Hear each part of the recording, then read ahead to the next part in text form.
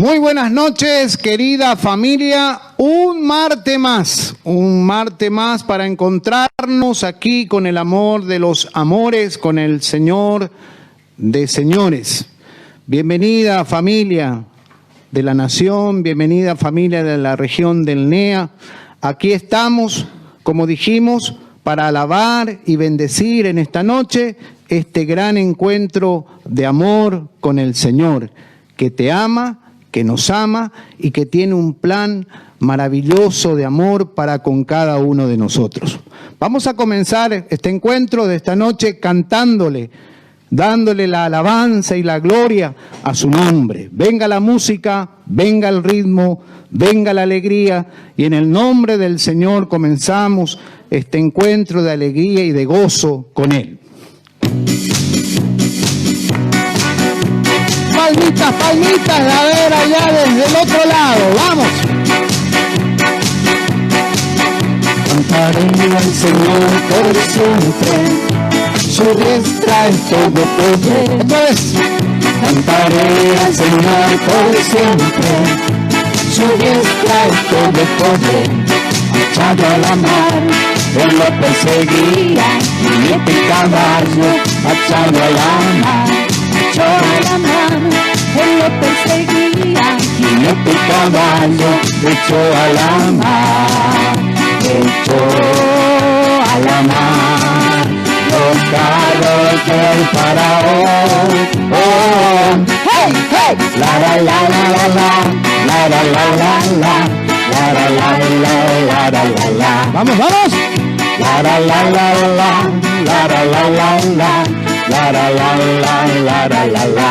Cantaré, cantaré al Señor por siempre, su diestra es todo poder. alegría, vamos. Cantaré al Señor por siempre, su diestra es todo poder. Echó a la mar, que lo perseguía, jinete y caballo, echó a la mar, echó a la mar, él lo perseguía, jinete y caballo, echó a la mar, echó a la mar los carros del faraón. Oh, hey, hey, la la la la la, la la la la la, la la la la la la la. Una vez más. la la la la la, la la la la la, la la la la la la la. Esa zarza que en el monte no cesaba de arder, esa zarza que en el monte no cesaba de arder, esa zarza era la gloria, la presencia de mi Dios, esa zarza quiero que arda dentro de mi corazón, esa zarza quiero que arda dentro de mi corazón. Fuego, fuego, fuego, fuego que no se apaga, fuego, fuego, fuego, fuego celestial. Fuego que no se apaga, fuego, fuego, fuego, fuego celestial. Fuego que abraza el alma, fuego que santifica, fuego que purifica dentro de mi corazón. Fuego que abraza el alma, fuego que santifica, fuego que purifica dentro de mi corazón. Un aplauso fuerte al Rey de Reyes. A ver, el aplauso desde allí, desde tu casa, desde tu hogar, allí disfrutando de unos mates ricos, quizás, tal vez, muy bien. Vamos a seguir alabándole al Señor y ahora le vamos a pedir al Espíritu Santo para que venga, para que descienda como una brisa suave y vaya haciendo Él toda esa obra maravillosa en esta noche. Su obra sanadora, liberadora, su obra que está llena siempre de amor, ¿sí? Con el canto, yo te invito a que vayas cerrando tus ojos y vayas charlando con el Espíritu Santo. Él es intimidad. Que el canto nos vaya animando a abrir nuestro corazón de par en par. Vale la pena, mi hermano. Si te enganchaste tal vez accidentalmente, por casualidad, en las cuestiones de Dios las casualidades no existen. Bienvenido a este encuentro de amor con el Señor. Cerramos los ojos y con el canto le decimos: así como la brisa suspira por las aguas, así suspira mi alma, Espíritu de Dios. Otra vez así, así como la brisa suspira por las aguas, así suspira mi alma, Espíritu de Dios, Espíritu de Dios. Oh, ven sobre mi espíritu, ven sobre mi espíritu, ven sobre mi espíritu de Dios, ven sobre mi espíritu, ven sobre mi espíritu, ven sobre mi espíritu de Dios. Y así como una brisa suave, quiero que acaricies mi corazón en esta noche, Espíritu Santo de Dios. Que colmes con tu presencia toda mi vida, que todo mi ser se empape de tu amor. Que en esta noche se cumpla tu voluntad. Haz que mi corazón se sienta sediento de tu amor. Que esa brisa suave que pacifica, que da paz, que da alegría, se quede para siempre en todo mi ser. Espíritu Santo, ven. Ven con toda tu fuerza, con todo tu poder, Señor. Cuánto te necesitamos en nuestra vida matrimonial, en nuestra familia. Cuánto te necesitan nuestros hijos. Clamamos tu presencia, Espíritu Santo. Ven, Señor. Oh, ven, Espíritu Santo de Dios. Ven y sopla a través de este medio por el cual a ti te pareció bien dirigirte a nosotros. Ven, ven, Espíritu Santo de Dios, que queremos decirte que te necesitamos. Bendito seas. Te damos gracias. Gracias por tu presencia, por tu amor. Gracias por este detalle que tenemos de tenerte entre nosotros. Bendito seas. Gracias. Gracias. Y queremos levantar nuestros brazos en alto para glorificarte con toda nuestra fuerza, con toda nuestra voz y con todo nuestro corazón. Te decimos: gloria al Padre, gloria al Hijo, gloria al Espíritu Santo, como era en el principio, ahora y siempre, por los siglos de los siglos. Amén.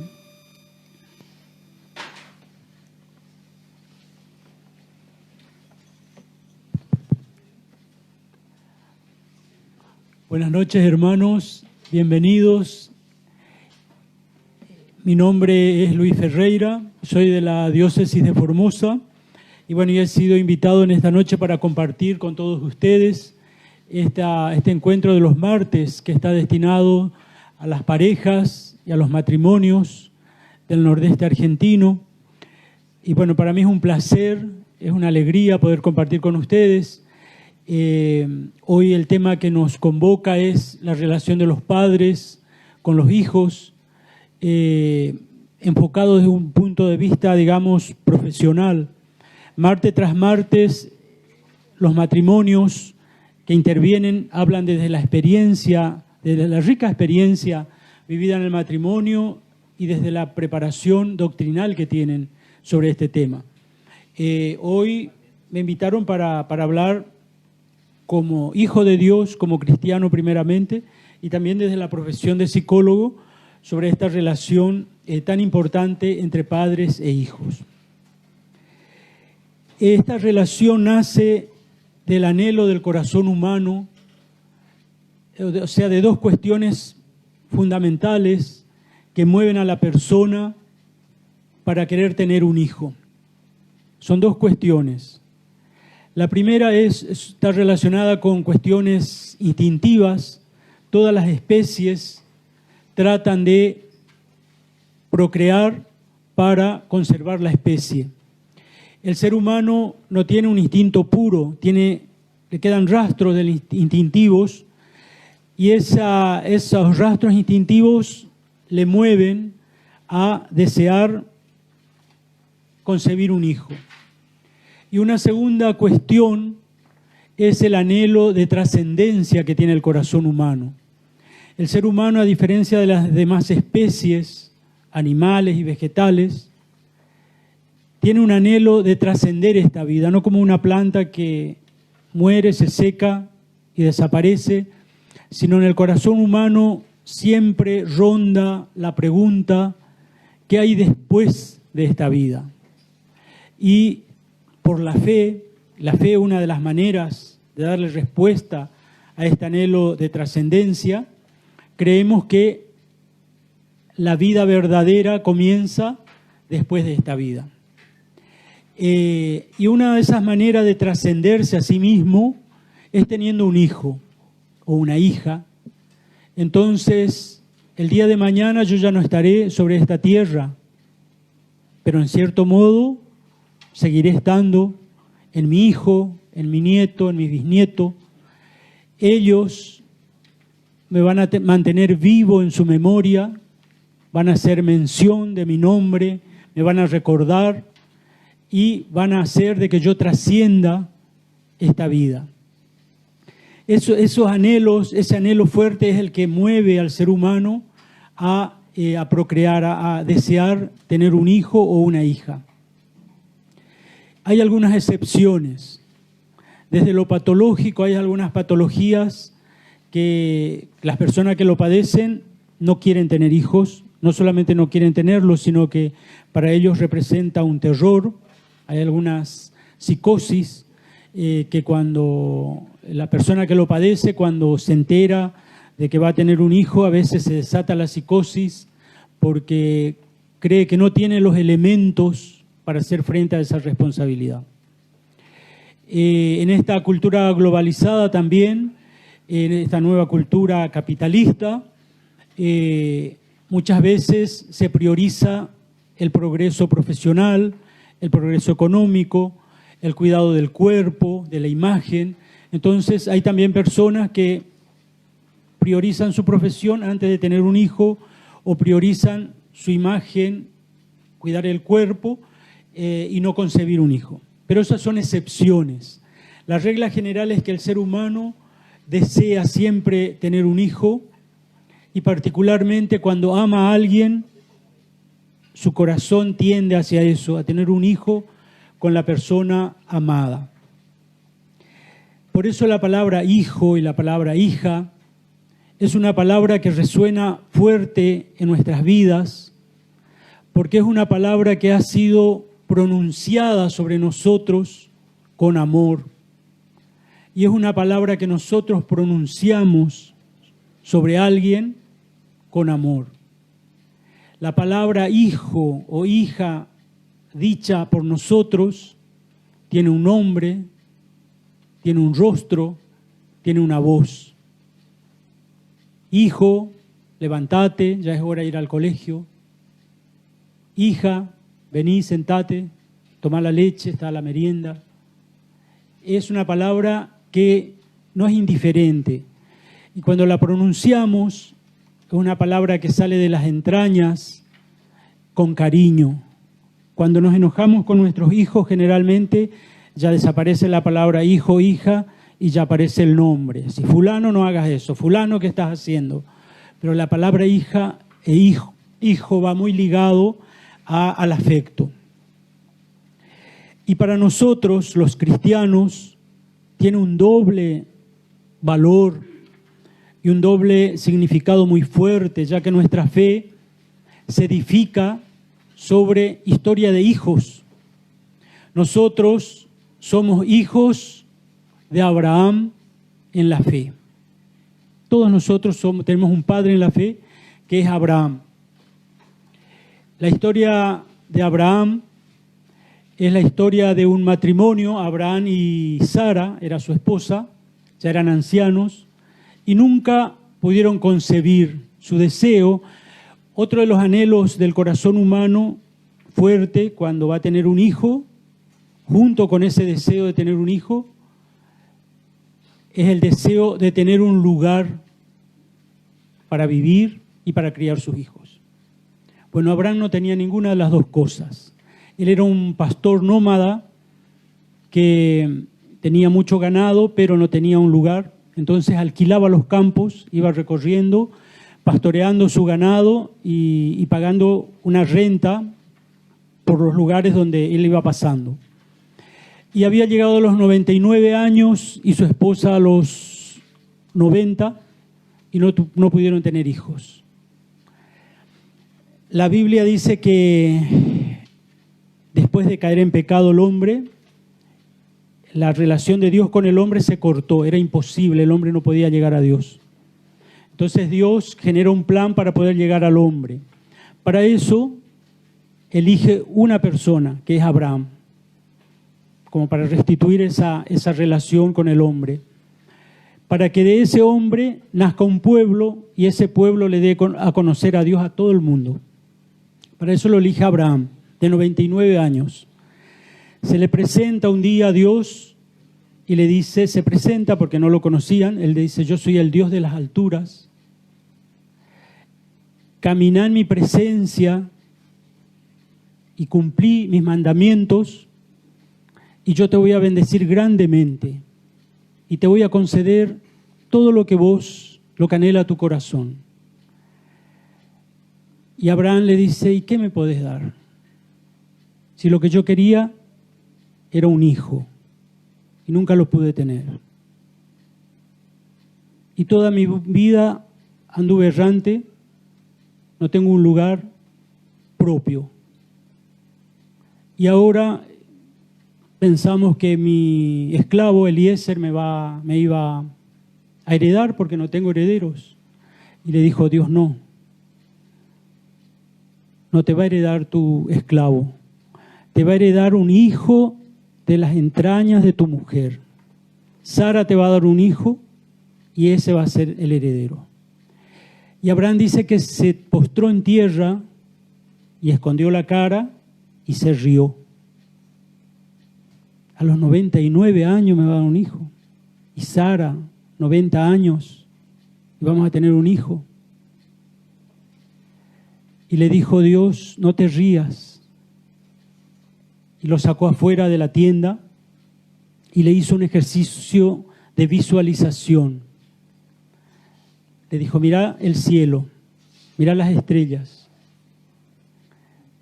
Lo hizo Abraham y le dijo, bueno, ahora contá las estrellas y decime cuántas hay. Y Abraham miró el cielo y le dijo, es imposible contar las estrellas.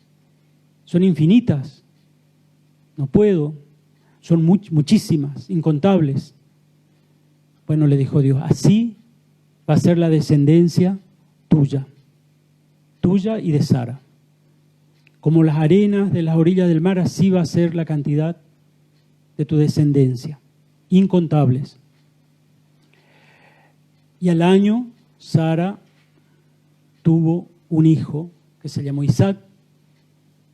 Isaac tuvo 2 hijos, Esaú y Jacob, pero Jacob fue el heredero de la promesa de Dios. A Jacob le decían Israel. Israel tuvo 12 hijos, en realidad 11 y un nieto que adoptó como propio, o sea 12, y de ahí salieron las 12 tribus de Israel y se conformó el pueblo de Israel, un pueblo elegido, un pueblo santo, un pueblo de sacerdotes, de profetas, de reyes, destinado a anunciar la presencia de Dios. por un hijo. El deseo, el anhelo de tener un hijo dio lugar a todo esto. Y hoy en día se cumple esa promesa. No sabemos cuántos hijos de Abraham somos, porque los musulmanes son hijos de Abraham en la fe. Los judíos son hijos de Abraham en la fe. Y los cristianos somos hijos de Abraham en la fe. ¿Cómo vamos a saber cuántos somos? Cada día nacen y se suman más y cada día fallecen algunos. Es imposible de contar la cantidad de hijos. Y todo ha nacido de ese anhelo del corazón humano de Abraham de tener un hijo. Y junto con eso le dijo también Dios, y también te voy a dar el lugar. Ese lugar que pisás le voy a dar a tu descendencia como la tierra prometida algún día, ¿no? La tierra de Israel. Entonces, y después el segundo hijo, que es el hijo con mayúscula, que es Jesús. Dice la lectura de Isaías 9:6, se lee en la Nochebuena, dice, porque un hijo nos fue dado, un niño nos ha nacido y un hijo nos fue dado, el Hijo de Dios. Ese plan de Dios que cuando el hombre cayó en pecado quedó dominado por el mal y el enemigo tenía la bota puesta sobre su cabeza y no podía levantar, y Dios veía que se debatía en el lodo y no podía ponerse de pie. Entonces, que el hombre no podía vencer el pecado ni podía llegar a Dios. Entonces decidió venir él mismo al hombre, ya que el hombre no podía llegar a él. Y vino en su Hijo, el Hijo, que vino y hizo el trabajo de salvarnos, de liberarnos y de hacernos a todos hijos de Dios. Entonces somos todos hijos con minúscula, en el Hijo. También, no solamente de la parte humana, sino también de la parte de nuestra fe, el tema del hijo, filial, el tema filial, tiene una gran resonancia y una gran fuerza sobre nosotros. Y ahora, antes de entrar en la parte ya científica, vamos a hacer un cantito para que esto no sea así tan largo, de una sola vez, y después entramos en lo que es la función materna y la función paterna.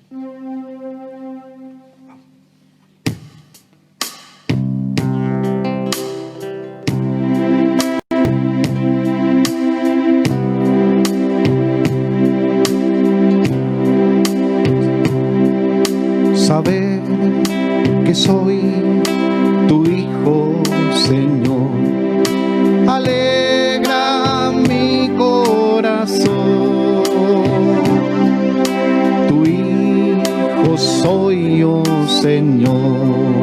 Otra vez, saber que soy tu hijo, Señor, alegra mi corazón. Tu hijo soy yo, Señor. Señor, como un niño pequeño, asido de a tu mano, camino feliz. Ni la noche ni el frío temo, tú eres mi Padre bueno, que velas por mí.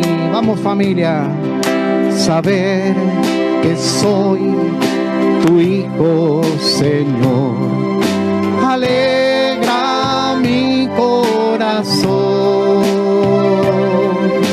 Tu hijo soy yo, Señor. Una vez más, saber que soy tu hijo, Señor, alegra mi corazón.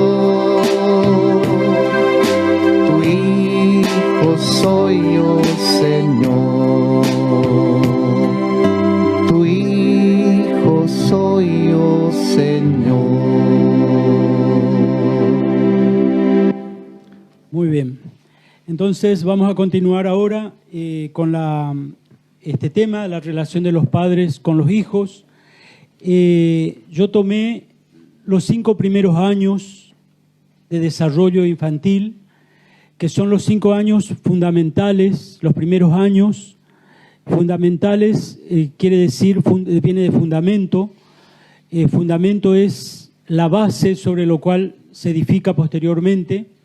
Los fundamentos de un edificio son sus cimientos, sus columnas, y sobre eso después se puede edificar 10, 20, 30 pisos o una sola planta, de acuerdo a cómo está estructurado el edificio. Entonces, en estos 5 primeros años son años riquísimos y fundamentales, porque son años donde se colocan los cimientos de la personalidad que después, posteriormente, el adulto, el adolescente, de ahí, de estos 5 primeros años, va a tomar elementos para desarrollar su... Bueno, después de este corte, entonces, continuamos. Habíamos dicho que íbamos a tomar los 5 primeros años, que son los años fundamentales, los años en los cuales se sientan las bases para la estructuración subjetiva, la estructuración del sujeto, y que de estos primeros 5 años son de donde la persona después, en el futuro, en la adultez, en la adolescencia, va a retornar a buscar elementos para llevar adelante su vida.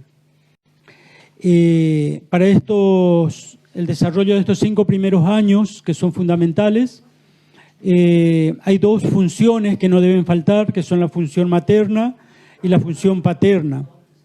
Estas funciones pueden ser llevadas adelante fundamentalmente por la madre, la función materna, pero no necesariamente. A veces un padre puede también cumplir la función materna y desempeñar esa función, o una abuela, o una tía, o una persona que se encargue de criar al bebé.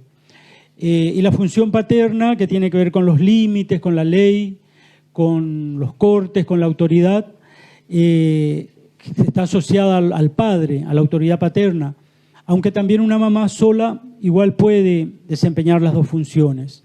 En un momento dado se posiciona en la función materna y cuando es necesario ocupa la función paterna. Cuando estas 2 funciones no son bien desempeñadas en determinado momento, posteriormente pueden producirse trastornos que, bueno, los vemos en la clínica, lo vemos en los grupos de sanación interior, lo vemos en los éxitos que tienen la venta de libros de autoayuda. En la falla de función materna generalmente se dan trastornos en las ganas de vivir, en el poco apego en la vida, en las personas ya adultas, ¿no? Personas que no se sienten amadas, para las cuales nunca es suficiente las demostraciones de afectos, no se sienten aceptadas nunca, les cuesta. Y las fallas en la función paterna tienen que ver más con los delitos, con la relación con la ley, los que actualmente conocemos como arrebatadores, motochorros, o sea, personas que no reconocen un límite entre sus propiedades y las de los demás, es decir, no hay ley para estas personas, o está seriamente dañada esa función, ¿no? Entonces, en los primeros meses, desde el nacimiento, y los primeros días, los primeros meses, el bebé con su mamá prácticamente es una unidad. El bebé con el pecho materno es prácticamente una unidad. Pero no solamente el bebé necesita la leche, el alimento, la nutrición, sino que junto con esa nutrición tiene que ir lo que se llama el trasvasamiento libidinal. Algunos autores lo llaman así, trasvasamiento libidinal. O sea, la madre tiene que transmitirle, junto con el alimento, energía humana. Y esto se da a través de la mirada, un contacto con la mirada del bebé. Se da a través de la voz, la madre le habla, aunque el bebé no entienda, pero le habla. Le toca, le acaricia. O sea, hay un contacto afectuoso de la madre con el bebé o de la persona que está cumpliendo la función materna. A veces la madre está imposibilitada porque ha tenido una operación de cesárea muy fuerte y no está en condiciones. Algunas madres caen en depresión posparto.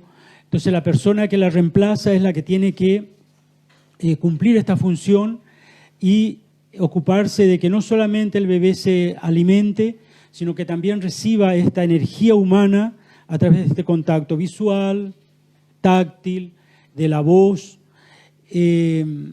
Esto, si falta, trastorna el desarrollo del bebé. Después de la Primera Guerra Mundial se hizo un estudio en Estados Unidos que quedaron muchos bebés huérfanos, entonces estaban en los orfanatos y se estableció que en algunos orfanatos el 100% de los bebés morían, en algunos el 95% de los bebés morían. Y entonces se empezó a investigar, se llamó marasmo a este mal que padecían los bebés. Y se llegó a la conclusión de que los bebés, por falta de este trasvasamiento libidinal, de este contacto afectuoso, entraban en depresión, no querían comer y se dejaban morir. Eso es el marasmo. Y los bebés que estaban más cerca de la enfermería, eran muchos, entonces las enfermeras no daban abasto, solamente se dedicaban a darle el biberón y higienizarles y darle la comida. Y se retiraban. Y los bebés que estaban más cerca de la enfermería eran los que sobrevivían, porque en cierto modo por lo menos la voz de las enfermeras escuchaban y a lo mejor de paso le decían alguna palabrita y entonces estos bebés sobrevivían más. Y los que estaban más al fondo, más alejados, eran los primeros que morían. Se llama marasmo. Después entonces los médicos norteamericanos fueron a Alemania a visitar y ver la experiencia de ellos, y ahí se cruzaron con algunas mamás, algunas mujeres que tenían bebés sobre su cuerpo y andaban por la sala. Entonces para ellos era un espanto porque ellos pensaban que nadie tenía que estar en la sala, que tenía que ser pulcritud, limpieza, y nadie tenía que, fuera de los médicos, nadie tenía que meterse. Entonces preguntaron, ¿y estas personas qué hacen acá? Entonces le dijeron, esa es mamá Ana, le llamaban a una, ¿no? Una señora, dice, con sobrepeso, que andaba con el bebé sobre el pecho. Le dijo, mamá, esa es mamá Ana. Cuando las cosas se complican con un bebé, entonces ya no hay nada que hacer, la convocamos a ella y ella sabe lo que tiene que hacer. Y era darle afecto, ¿no? Y esos niños se recuperaban. Entonces, esta parte de los primeros meses, con este contacto profundo con la madre o con la persona que cumple la función materna, es fundamental para que después no haya graves trastornos en la afectividad de la persona. Después de ahí pasamos a una etapa ya de los 2 años hasta los 4, que es una etapa en la cual se establece el lenguaje. El niño empieza a balbucear, empieza a decir sus primeras palabras, hasta que dentro de los 4, 5, 6 años ya habla perfectamente, el lenguaje está establecido. En esta etapa debe seguir la función materna, pero también debe entrar la función paterna. La función paterna, como decíamos, tiene que ver con los límites, tiene que ver con la autoridad, tiene que ver con la ley, tiene que ver con los cortes. En esta etapa el niño tiene que atravesar lo que se conoce en psicoanálisis como el complejo de Edipo. Nuestros primeros amores son nuestros padres, siempre. El primero de todos es la mamá, tanto para el varón como para la mujer. Después la nena hace un giro hacia el padre, pero nuestro primer amor es nuestra mamá siempre, ¿no? Entonces, a esto le llamaron complejo de Edipo, tomaron como modelo la obra de Sófocles, es una tragedia griega, donde es la historia del rey Edipo. Edipo era hijo de Layo y de Yocasta, eran reyes de Tebas, y tuvieron un hijo que se llamó Edipo. Como era un príncipe, entonces le pidieron a los sacerdotes que dé una profecía sobre ese príncipe que nació. Y los sacerdotes hicieron la profecía y dijeron, este niño va a llegar a ser rey, cuando sea grande va a asesinar a su padre y se va a casar con la madre. Entonces el rey Layo se asustó de esta profecía y llamó a un criado y le dijo que vaya y que lo sacrifique al nene, que lo mate. Entonces este criado lleva al bebé y le dio pena matarlo, entonces lo deja en el cruce de un camino, y dice, total, igual va a morir acá, en el desierto, y yo no me mancho la mano con sangre inocente. Entonces vuelve y le cuenta al rey que cumplió con la misión. Pero ellos eran de Tebas, había otro reino que era Corinto, y eran enemigos. Tebas y Corinto eran estados enemigos, ¿no? Y en ese camino, cruce de camino donde dejaron al bebé, pasa una comitiva y era el rey de Corinto con su esposa. Y lo encuentran al bebé. Y la reina se prenda de ese bebé y lo adopta. Y lo llevan y lo crían como príncipe de Corinto. Cuando él crece, ya es grande, entran en guerra Tebas y Corinto. Y entonces el rey Layo va encabezando las tropas de Tebas y Edipo, como príncipe de Corinto, encabeza las tropas de Corinto y se enfrentan. Y en esa batalla lo mata al padre, lo mata sin saber, lo mata al padre. Y él entra triunfante a Tebas y se corona como rey. Y para afianzar su poder, llama a la reina viuda, Yocasta, y se casa con ella.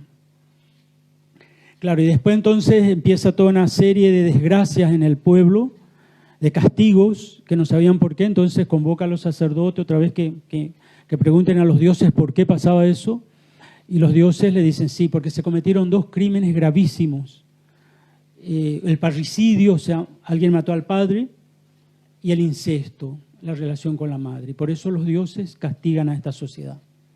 Y ahí entonces aparece el criado que había llevado al bebé, que sabía todo, y dijo sí, en realidad él, el que lo mató es al padre, y se casó con la madre.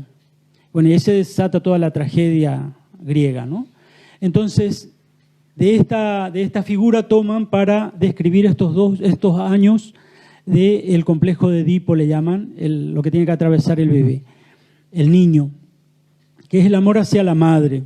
Primeramente el varón, ¿no? El varoncito, en esta etapa de establecimiento del lenguaje de los 2 a 4 años, siente un fuerte enamoramiento hacia la madre.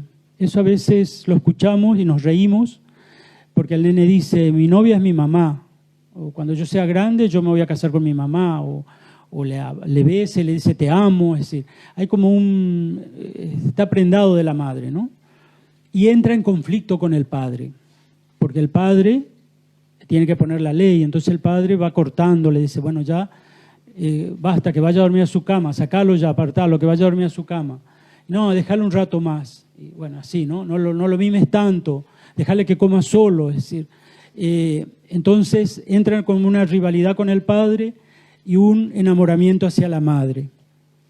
Pero llega un momento que se da cuenta que ahí no tiene ninguna posibilidad de éxito, porque la madre ya tiene elegido a quién querer y que no puede competir con el padre. Entonces, en este proceso se da un giro donde el niño se gira hacia el padre en admiración, renuncia a ese amor materno y gira hacia el padre en admiración, como pensando, este hombre es realmente un genio porque pudo conseguir la mujer que yo nunca voy a poder tener. Entonces, ¿yo qué tengo que hacer? Y yo tendría que ser como él. Entonces algún día yo podré tener también una mujer como esta, mujer maravillosa que es imposible que la tenga. Y entonces ahí se identifica con el padre, con lo masculino, sale de la homosexualidad y entra en la heterosexualidad. Entonces es como el padre y algún día va a tener una mujer como la madre. Si no se da ese giro, bueno, los destinos serán otros, ¿no? Pero ahí la que tiene que habilitar eso es la madre.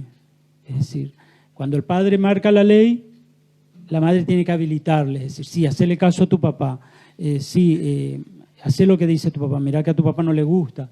Si la madre descalifica al padre, Si la madre siempre está diciendo, no, no le haga caso, déjale, qué pesado que sos, ¿no? Entonces hay un peligro ahí de que el niño no reconozca al padre y nunca se corte esa ley. Entonces queda apegado a la madre con un destino que no va a ser el ideal, ¿no? Entonces depende de cómo atraviese este complejo de Edipo, van a ser los destinos de esa persona después. En cuanto a la niña, también el primer amor es la madre, pero después gira hacia el padre y él se da el mismo proceso, es decir, entra en rivalidad con la madre, rivalidad edípica le llaman, hasta que en un momento dado se da cuenta que no puede competir con la madre porque el padre ama a la madre. Entonces gira hacia la madre en admiración porque es capaz de tener ese hombre que ella tanto ama, y también sale de la homosexualidad femenina y entra en la heterosexualidad identificándose con la madre, ¿no? Esto que estamos hablando es un proceso, no es un acto, sino que se va dando paulatinamente en todos estos años y tiene que ir instalándose en el niño una serie de cuestiones de cómo atraviesa esta etapa, va a ser cómo él se va a posicionar de adulto ante varias cuestiones que son muy importantes. ¿Cómo se va a posicionar ante la ley? Nuestra sociedad está marcada y guiada por leyes, constituciones, leyes, decretos, resoluciones. La ley nos atraviesa y nos dirige. Entonces, el representante de la ley es el padre, o la misma madre, pero cumpliendo la función materna, donde aplica la ley en la casa. Si esta ley es cortada o desestimada, se puede pensar que en el futuro esta persona se va a constituir como ignorando la ley. Va a tener problemas con la ley posteriormente, ¿no? Otra de las cuestiones importantes en esta etapa que se establece y que después va a tener consecuencias es cómo se va a posicionar ante la falta. Es decir, siempre algo nos falta. Si en este punto no le marcamos ciertos límites y le damos todo absolutamente, todo está permitido, nada está negado, en el futuro le va a ser muy difícil hacer frente a la falta, que siempre tenemos, ¿no? Cosas que nos faltan, a las frustraciones. ¿Cómo se va a posicionar en el futuro ante los cortes, ante las renuncias que tiene que hacer, ante las elecciones? En la vida no podemos tener todo siempre, a veces tenemos que elegir. Y cuando elegimos una cosa, tenemos que renunciar a otra. Acá había un hombre, una persona que yo conozco, que él estaba casado con su esposa y tenía hijos, pero había sido que él tenía 2 mujeres más, incluso con hijos, y después la esposa lo descubre y entonces le pone contra la pared, se separa directamente, ¿no? Y le pone como condición para volver que él tiene que decidir con quién quedarse. Y esta persona lloraba como un niño y él decía que él no podía elegir. Él la quería a las 3 mujeres. Entonces depende de esta etapa, es decir, si vamos al supermercado y quiere todo. Conozco otro conocido mío que tiene un muy buen trabajo y cuando van al supermercado el nene llora que quiere esto, aquello y lo otro y la madre por ahí le está marcando, no, ya lleva esto y el nene hace berrinche. Entonces el padre le compra todo lo que quiere. Dice, ¿para qué trabajo yo si mi hijo no va a tener todo lo que quiere? Entonces, déjale que lleve, déjale que... Entonces, no hay falta, no hay corte, no hay elección. Entonces, elegí uno y eso te vamos a comprar. Y después te compraremos otro. Pero no podés tener todo.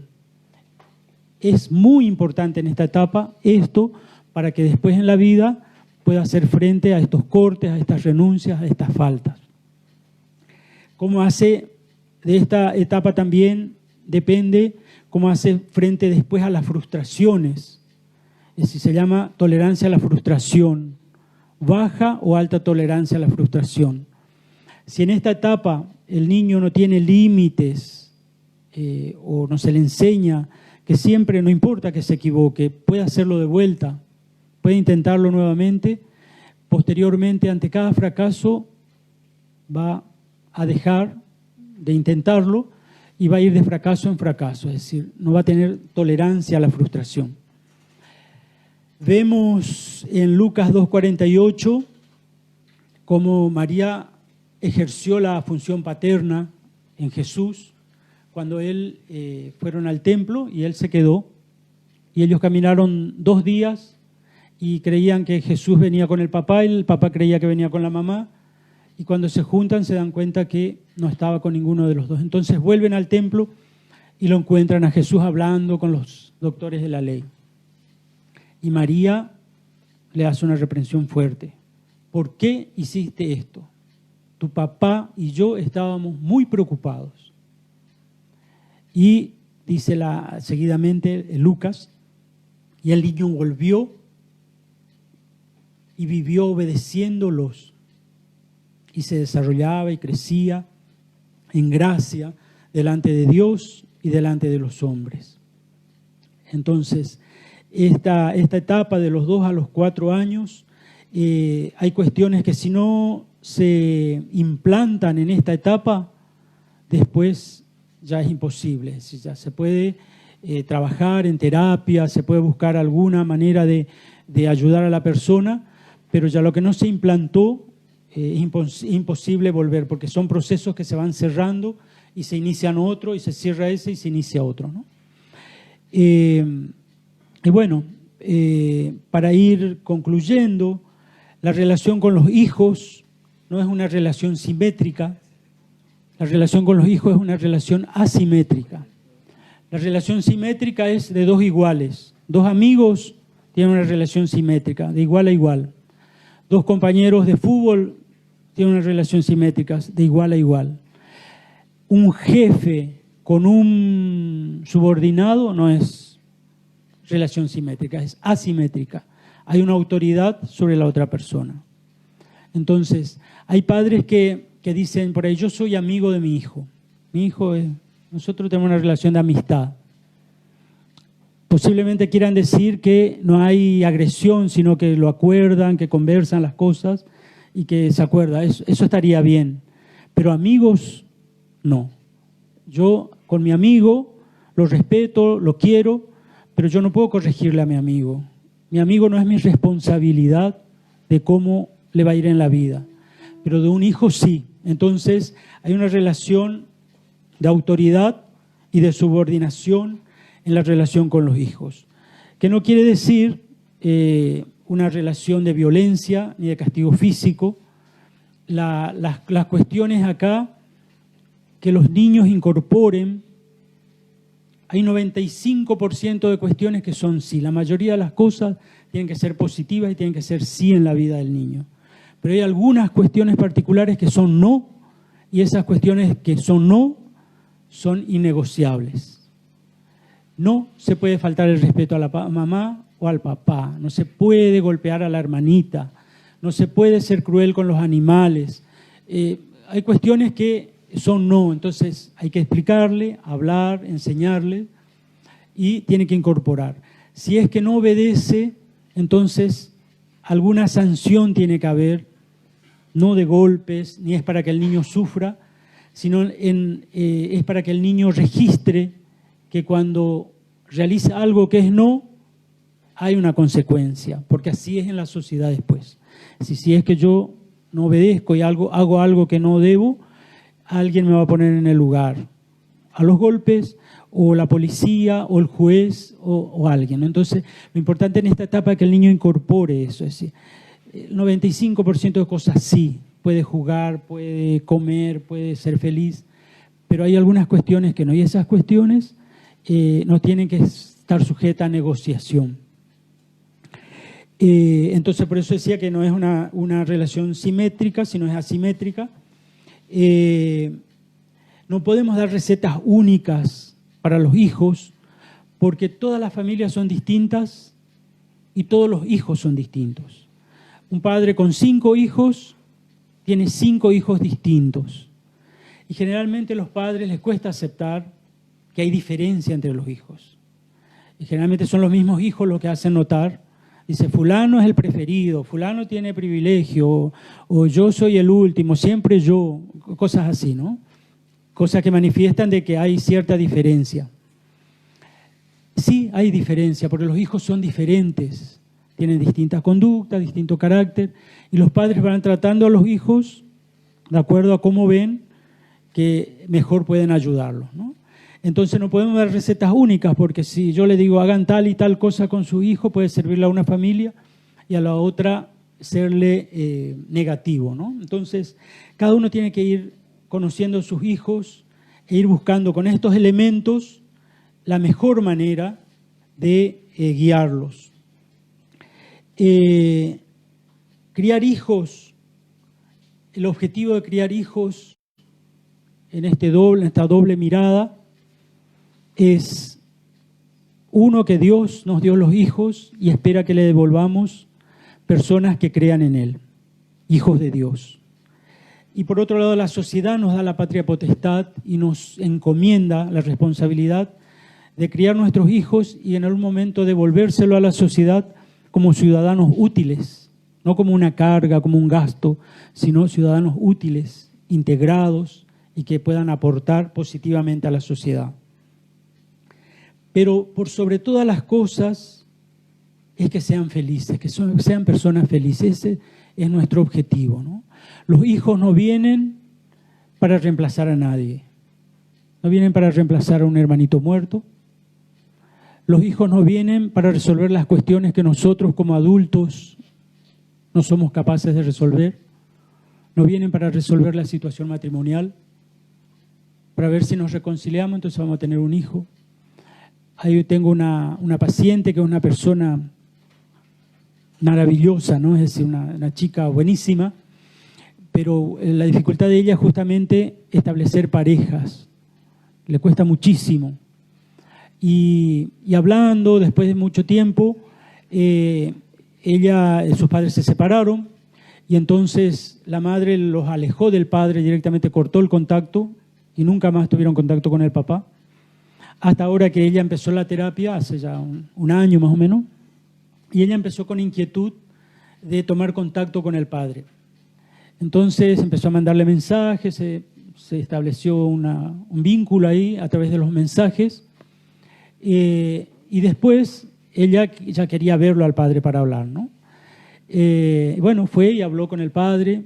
Cuando vino estábamos hablando y ella me decía: lo que pasa es que a mí me contaban que justamente ellos ya se habían separado y después se reconciliaron por un tiempo y ahí decidieron tener un hijo para ver si se afianzaba la unión entre los dos. Y entonces ahí yo nací y bueno, de esa manera fue que desearon que yo venga. Le digo, entonces, ¿y qué pasó? O sea, que vos viniste con una misión a esta tierra. Y sí, me dice, la misión de unir a mis padres. ¿Y cómo te fue en tu misión? ¿Triunfaste? Y no, me dijo, fracasé en mi misión. Y en realidad ya no tenía ninguna misión. Lo único que ocurrió ahí es que ahora ella tiene problemas para establecer su propia pareja y resolver sus propios problemas, ¿no? Entonces los hijos no vienen para una misión de resolver los problemas que nosotros, los grandes, no podemos resolver. No vienen para llenar las expectativas que nosotros teníamos y que no pudimos cumplir, para ser doctor o abogado o licenciado. Si lo es y si quiere ser, si ese es el camino que elige, bendito sea Dios. Pero no porque yo quise ser y como no pude, entonces mi hijo tiene que venir a hacer lo que yo no pude hacer, ¿no? Y en esta misión de criar los hijos, nosotros tenemos un gran aliado, que es Dios. Y tenemos un gran recurso, que es la oración. En la oración nosotros tenemos que hablarle a nuestros hijos de Dios. Y en la oración podemos hablarle a Dios de nuestros hijos. Dice Proverbios 22:6, enseña al niño el camino que debe seguir y no se apartará de él mientras viva. Desde esta etapa también, la primera etapa de los 5 primeros años, es la etapa donde tenemos que también inculcar las cosas de Dios amorosamente, porque nosotros creemos en un Dios que es amor. Entonces es en esta etapa donde a lo mejor después del cuento de las buenas noches, enseñarles las primeras oraciones, el ángel de la guarda, el Padre Nuestro. Esta es una etapa donde los niños tienen mucho miedo por todas estas crisis y decisiones que tienen que ir tomando sin mayor elemento. Le despiertan muchos miedos nocturnos, es decir, a veces dicen que hay cosas debajo de la cama, que hay cosas en el placar, o sea, tienen miedos. Entonces por eso es muy bueno esto de acompañarlo antes de dormir, tranquilizarlo, contarle un cuento y seguido de eso, a lo mejor una invocación a Dios, un angelito de la guarda. Son maneras en las que vamos haciendo presente a Dios y nunca se olvidará de eso. Esta tiene que ir acompañado de ternura, el enseñarle las cosas de Dios, lo mismo que el amamantamiento, tiene que ir acompañado de un contacto físico, de palabras tiernas. Debemos evitar asociar los castigos con Dios. Dios no tiene nada que ver con eso. Hay gente que, por ejemplo, dice que no quiere saber nada con Dios porque cuando eran chicos los hacían arrodillar sobre maíz a rezar cuando cometían un error. Por supuesto que la idea que tiene de Dios es un horror, ¿no? Nunca va a querer saber nada. Y si le enseñamos de chico, de grandes solos, aunque aparezca que a lo mejor se desvían del camino, va a llegar el momento que van a retomar, si es que en esta etapa sabemos implantar esa fe. Tengo un paciente que vino con ataques de pánico y bueno, tiene ya 28 años y entré en ese caminar, en esa terapia, en ese tiempo. Me contaba un día que estaba mejor y me dijo lo que pasa es que fui a verlo a un sacerdote. Yo pensé que era el de un grupo de oración, él, porque muchos de mis pacientes son de la Renovación Carismática. Le digo, ¿vos vas a un grupo de oración? No, me dijo, yo no voy a ningún grupo. Y lo que pasa es que mi abuela me cuidaba a mí cuando mis padres iban a trabajar y yo era chiquito, me dejaban con mi abuela y mi abuela me enseñó a rezar el rosario. Ella rezaba y me sentaba al lado y yo rezaba con ella. Entonces ahora, con este problema que tuve, ella ya murió, pero yo me acordé, entonces busqué un rosario y empecé a rezar el rosario ahora y eso me está ayudando mucho. Entonces, si es que las cosas las implantamos con cariño, con ternura, en el momento preciso, esa persona nunca se va a alejar de Dios, ¿no? Vamos a orar teniendo en cuenta lo que dijo el Papa Juan Pablo I. El Papa Juan Pablo I vivió solamente 3 días de papado, falleció a los 33 días de haber sido elegido, y el 10 de septiembre de 1978 en un Ángelus dijo que Dios es Padre y Madre. O sea, Dios cumple la función materna y paterna. Dios es Padre y Madre, dijo, y a veces es más madre que padre. Con nosotros Él desempeña las 2 funciones, de ternura, de nutrición, de consuelo, pero también nos marca los mandamientos, la ley, el camino por donde debemos ir. Vamos a orar ahora. Tampoco es que tenemos que angustiarnos por todo esto que escuchamos. Si es que encontramos que alguna de estas cosas a lo mejor falló en la educación de mis hijos, este es el momento de pedir que Dios nos guíe de la mejor manera para resolver las consecuencias de todas esas cosas. Gloria a Dios.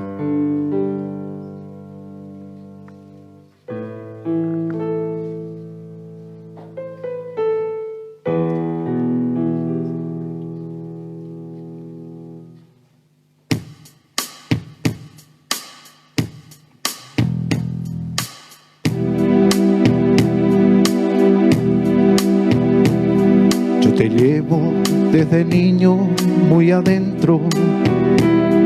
Te encontraba en el pájaro y la flor, en la luna, en la tierra y en el silencio. Y en mis sueños cada noche estabas tú. Desde entonces quiero darte siempre gracias, porque puedo darme cuenta de tu amor. Beberé de tu cuerpo y de tu sangre, y por siempre te daré mi corazón. ¿Cómo no creer en Dios? Si me ha dado los hijos y la vida, ¿cómo no creer en Dios? Si me ha dado la mujer querida, ¿cómo no creer en Dios? Si me ha dado la tristeza y la alegría de saber que hay un mañana cada día, por la fe, por la esperanza y el amor, ¿cómo no?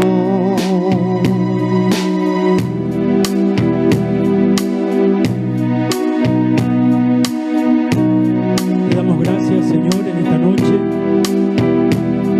por este tema tan difícil, que parece tan complicado, pero que tú nos diste la capacidad de llevarlo a la práctica en la vida con nuestros hijos, con nuestra familia. Te damos gracias, Padre Santo, por esa función materna, esa función paterna, nacida de tu corazón y que está en nosotros, y que debemos volcarla hacia nuestros hijos. Te pedimos que nos mires con ternura, con misericordia en esta noche, que nos colmes con tu presencia y que vayas llenando, Señor, todos los vacíos, las lagunas, las ausencias.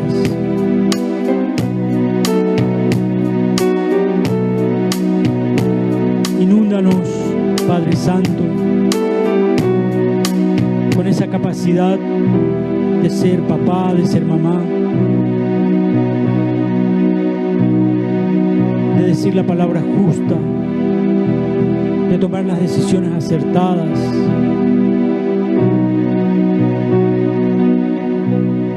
A veces asusta, Señor, una responsabilidad tan grande de tener en nuestras manos el futuro de nuestros hijos. Pero tú nos das tus dones, tus carismas, tus capacidades. Las recibimos en este momento. Nos hacemos receptivos a tu gracia, a tu amor. Y donde encuentres nuestros límites, que ahí intervengas tú, Señor. Gracias te damos en esta noche por el don de la maternidad, por el don de la paternidad. Tú podrías haberlo hecho de otra manera, porque todo lo puedes. Pero tú quisiste darnos participación en la procreación de la humanidad, en concebir y tener un hijo, una hija. Te alabamos y te damos gracias por nuestros hijos, por nuestras hijas, y por aquellos hijos y aquellas hijas que a lo mejor no tienen esta función materna, esta función paterna en sus vidas y caminan a la deriva en la sociedad. Hoy te pedimos el don de la paternidad y de la maternidad responsable sobre nosotros, nuestras familias, en nuestra sociedad. Que podamos criar hijos sanos, hijos felices, hijos útiles a los demás, hijos creyentes en ti. Bendito y alabado seas, Señor. Te alabamos y te damos gracias.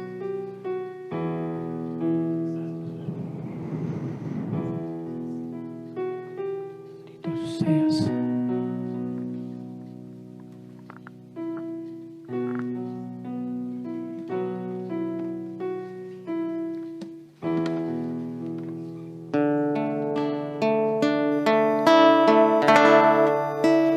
Tu fidelidad es grande,